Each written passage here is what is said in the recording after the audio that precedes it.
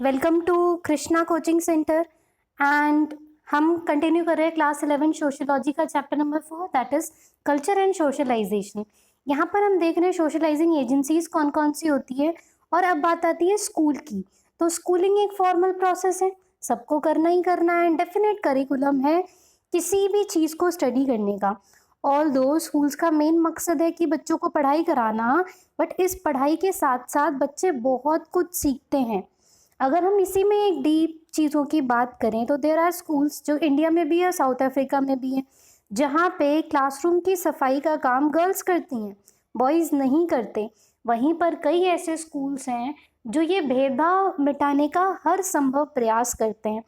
तो अगर हम बचपन से ही बच्चों के मन से ये भेदभाव हटा दें, ये सब चीज़ें एक तरीके से पॉजिटिव एस्पेक्ट में मोड़ दें, तो लाइफ में हम एक बेटर फ्यूचर देख सकते हैं।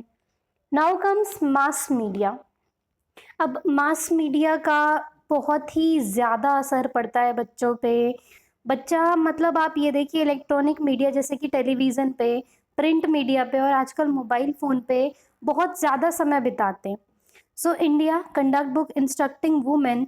अब देखिए जैसे प्रिंट मीडिया की बात करें तो इंडिया में बहुत सारी ऐसी कंडक्ट बुक्स होती हैं सो कॉल्ड वुमेन के लिए।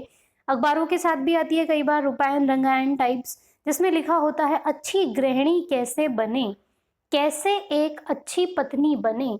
तो ये सारी चीज़ें एक तरीके से क्या हैं, वुमेन में बहुत ज़्यादा फेमस हैं और वुमेन से ज़्यादा मेन में फेमस है कि अच्छी गृहिणी कैसे बने। गृहिणी के अलावा पूरे खानदान ने पढ़ लिया उसे, और फिर वो गृहिणी से क्या एक्सपेक्ट करेंगे कि वो वैसा ही बिहेव करे।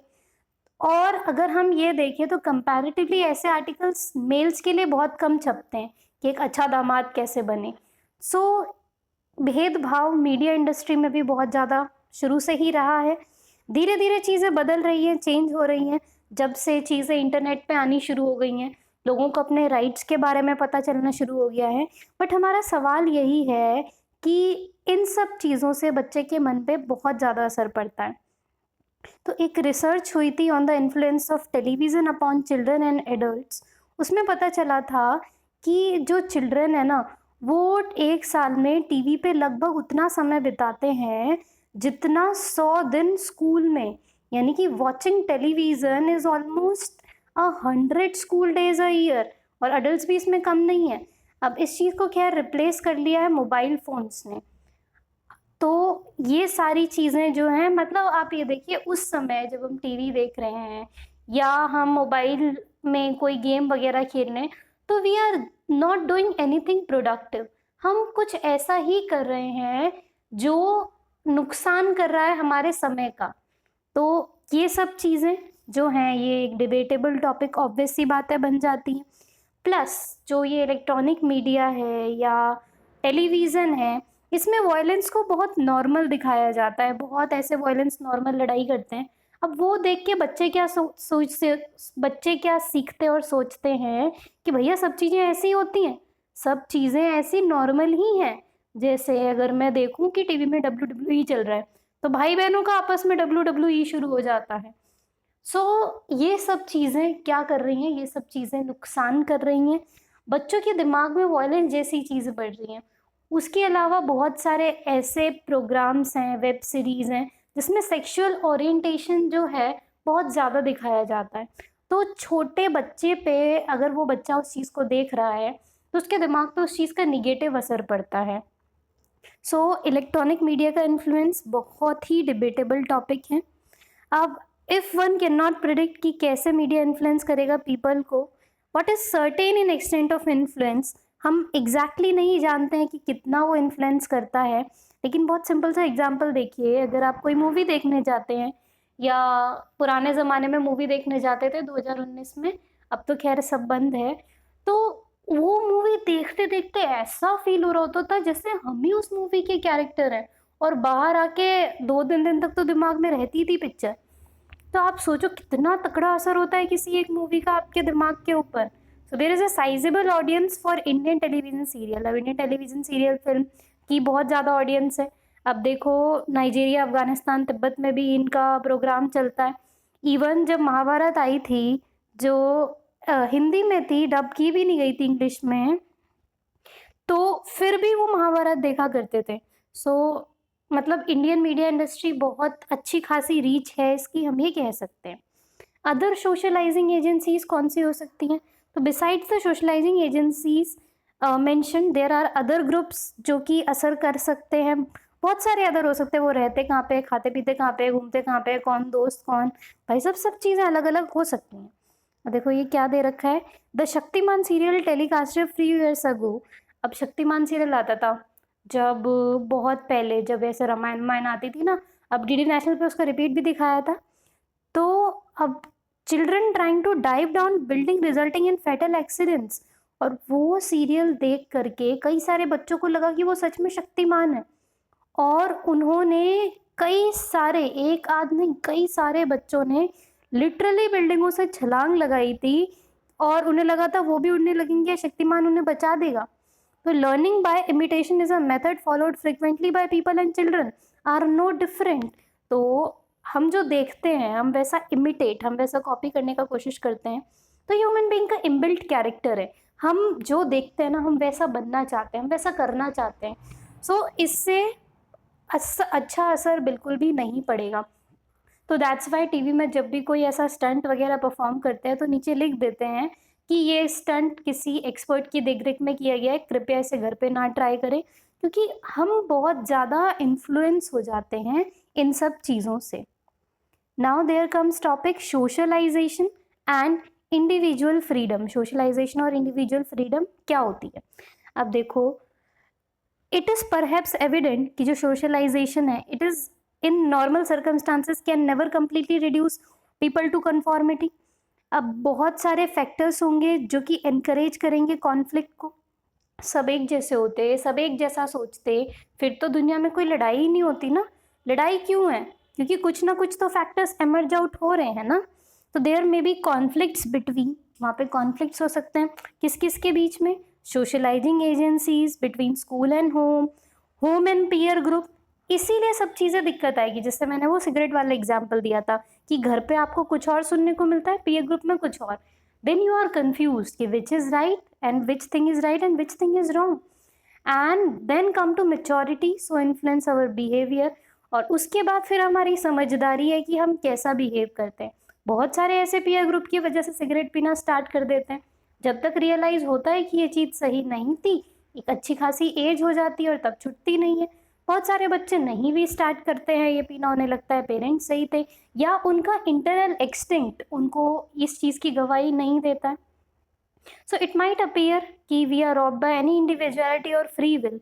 तो रियलिटी में हम कहते हैं ना हमारी अपनी इच्छा है, तो अपनी इच्छा जैसा नाम का कुछ होता ही नहीं है। आपकी अपनी कोई इच्छा नहीं होती, आपकी वो इच्छा होती है जो आपके आसपास के फैक्टर्स इन्फ्लुएंस कर रहे हैं आपको।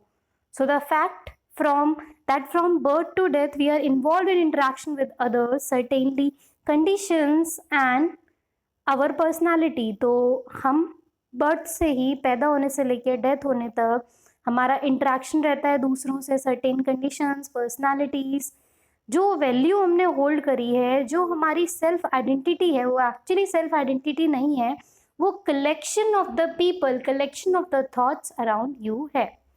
So how gendered is socialization? So we boys use the street for so many different things। तो boys की बात कर रहे हैं ग्रुप की, तो लड़के स्ट्रीट को बहुत सारी डिफरेंट चीज़ के लिए यूज़ करते हैं।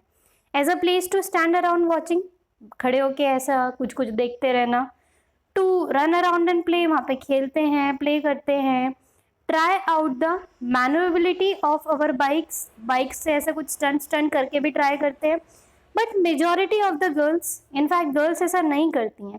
So has we noticed all the time for girls की जो गर्ल्स के लिए स्ट्रीट है ना, वो सिंपली एक रास्ता होती है होम से स्कूल तक का और स्कूल से होम तक का। Even for this limited use of the street they always went in clusters. और आप ये देखिए कि इतने कम टाइम के लिए भी ना वो ग्रुप्स में जाती हैं, perhaps because behind their purposeful demeanour they carried the worst fears of being assaulted, क्योंकि उन्हें डर लगता है कि कहीं उन्हें कोई असॉल्ट ना कर दे। Actually this is a matter of concern कि क्यों जो हमारी गर्ल्स हैं they don't feel safe around the roads, why they are not like confident कि अगर इस समय के बाद मैं घर से निकलूं या मैं किसी भी समय घर से निकलूं तो मैं घर सेफ ही पहुंचूंगी। एक बहुत बढ़िया मैंने एक कोटेशन पढ़ा था आज। एक मैन है जो कि फेमिनिस्ट है। एक फेमिनिस्ट कौन? जो वुमेन राइट को सपोर्ट करते हैं। A man can also be a feminist. तो he was holding banner type जिसमें लिखा था कि अगर हम रात को बाहर निकलते हैं और हमें कोई परछाई दिखती है तो हमें डर लगता है कि कहीं कोई भूत प्रेत आत्मा तो नहीं। पर जब लड़कियां चल रही होती है ना और उन्हें कोई परछाई दिखती है तो शी फियर कि कोई मैन तो नहीं है। सो सोसाइटी में इतनी सारी चीज़ें हो गई हैं कि एक फीमेल को एक मेल से डर लगने लगा है कि हर इंसान को, चाहे वो अच्छा हो बुरा हो, फीमेल्स होंगी बहुत ही जजमेंटल नज़रों से देखेंगी because of some 2-3% morons in our society.